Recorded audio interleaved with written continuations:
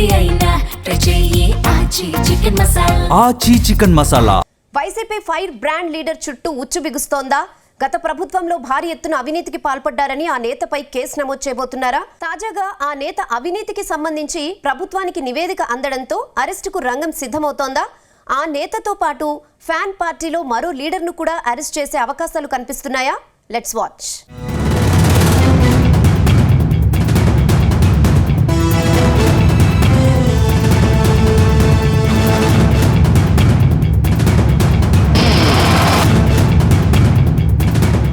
వైసీపీలో fire brand leader మాజీ మంత్రి ఆర్కే రోజా. గత వైసీపీ ప్రభుత్వంలో మంత్రిగా పనిచేసిన ఆమె అప్పట్లో ఏది చేసినా సంచలనమే.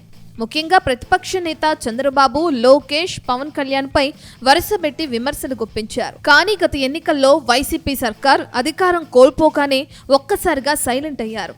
ఒకానొక దశలో ఆమె వైసీపీని వీడతారని టాక్ సైతం వినిపించింది. కానీ ప్రచారాన్ని తిప్పికొడుతూ రోజా తిరిగి యాక్టివ్ అయ్యారు. రాజకీయంగా ఎన్ని ఇబ్బందులొచ్చినా వైసీపీని వీడే ప్రసక్తే లేదని తేల్చి చెప్పారు. దాంతో పార్టీ హైకమాండ్తో పాటు సొంత పార్టీ క్యాడర్ కూడా ఖుషి అయ్యారు. కానీ ఇప్పుడు నగరి నియోజకవర్గంపై సీఎం చంద్రబాబు ప్రత్యేకంగా ఫోకస్ పెట్టినట్లు తెలుస్తుంది.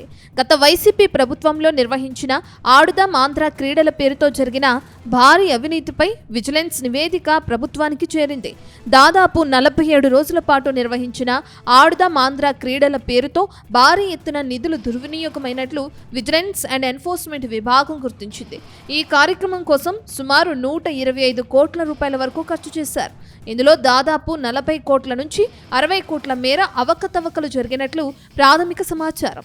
దీనిపై విజిలెన్స్ అధికారులు సుదీర్ఘంగా విచారణ జరిపి 1000 పేజీల నివేదికను సిద్ధం చేశారు. ఈ నివేదికలో మాజీ క్రీడల శాఖ మంత్రి ఆర్కే రోజా, అప్పటి శాప్ చైర్మన్ బైరెడ్డి సిద్ధార్థరెడ్డి పాత్రపై కీలక ఆధారాలు సేకరించినట్లు తెలుస్తుంది.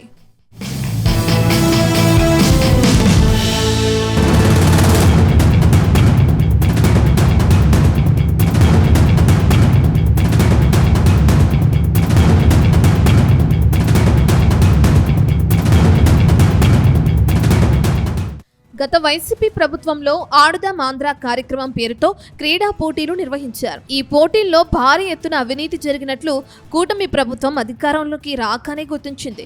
దాంతో ఈ స్కామ్లో ప్రధానంగా నాసిరకం స్పోర్ట్స్ కిట్లు సరఫరా విజిలెన్స్ దృష్టిని ఆకర్షించింది. బ్రాండెడ్ కంపెనీల స్టిక్కర్లను వాడి అత్యంత నాణ్యత లేని బ్యాట్లు, బంతులు, టీషర్ట్లను సరఫరా చేసినట్లు అధికారులు నిర్ధారించారు. పంపిణీ చేయాల్సిన కిట్లను పక్కదారి పట్టించడం, ప్రైజ్ మనీని విజేతలకు అందకుండా అడ్డుకోవటం వంటి అంశాల్లో భారీ అక్రమాలు జరిగినట్లు విచారణలో తేలింది. కొన్ని జిల్లాల్లో కలెక్టర్లు నిబంధనలకు విరుద్ధంగా అదనపు నిధులు కేటాయించినట్లు కూడా విజిలెన్స్ విభాగం నిగ్గు తేల్చింది.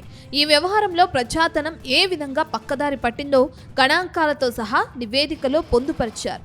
కేవలం ఆర్థిక పరమైన అవినీతి మాత్రమే కాకుండా క్రీడల స్ఫూర్తిని దెబ్బతీస్తూ వైసీపీ కార్యకర్తలనే విజేతలుగా ఎంపిక చేసినట్లు విజిలెన్స్ అధికారులు సంచలన విషయాలను బయటపెట్టారు. అర్హులైన క్రీడాకారులకు అన్యాయం చేసి కేవలం రాజకీయ లబ్ధి కోసమే ఈ కార్యక్రమాన్ని వాడుకున్నారని విచారణలో వెల్లడైంది.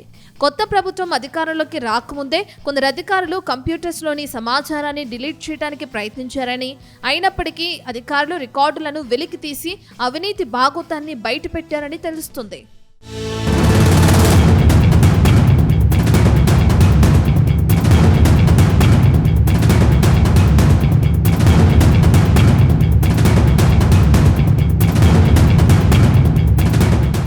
అయితే అప్పట్లో క్రీడా శాఖ మంత్రిగా రోజా ఉన్నారు.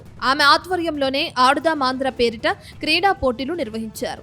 ఈ పోటీల సందర్భంగా భారీ మొత్తంలో నిధులు ఖర్చు చేయక ఇందులో దాదాపు 60 కోట్ల మేర అవినీతి జరిగినట్లు విజిలెన్స్ నివేదిక ప్రభుత్వం వద్దకు చేరింది. దీని ఆధారంగా మాజీ మంత్రి రోజా, బైరెడ్డి సిద్ధార్థరెడ్డిలపై చట్టపరమైన చర్యలు తీసుకునేందుకు కూటమి ప్రభుత్వం సిద్ధమవుతున్నట్లు తెలుస్తుంది. త్వరలోనే ఈ కేసును ఏసీబీ లేదా సిఐడికి అప్పగించే అవకాశం ఉందని ప్రభుత్వ వర్గాలు చెప్తున్నాయి.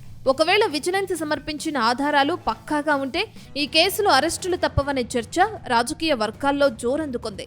అయితే ఈ కేసు మొత్తం రోజా చుట్టూ తిరుగుతుండటంతో అరెస్టు తప్పదని అంటున్నారు. ఇప్పటికే 10,000 పేజీలకు పైగా ఉన్న ఈ సుదీర్ఘ నివేదికలో ప్రతి రూపాయి లెక్కను అధికారులు పొందుపరచడం ఇప్పుడు వైసీపీ నేతల్లో టెన్షన్ పుట్టిస్తుంది. ముఖ్యంగా కేసులో రోజాకు అరెస్టు చేసే అవకాశాలు ఎక్కువగా ఉన్నాయని కూటమి నేతలు తెగ గుసగుసలాడుతున్నారు.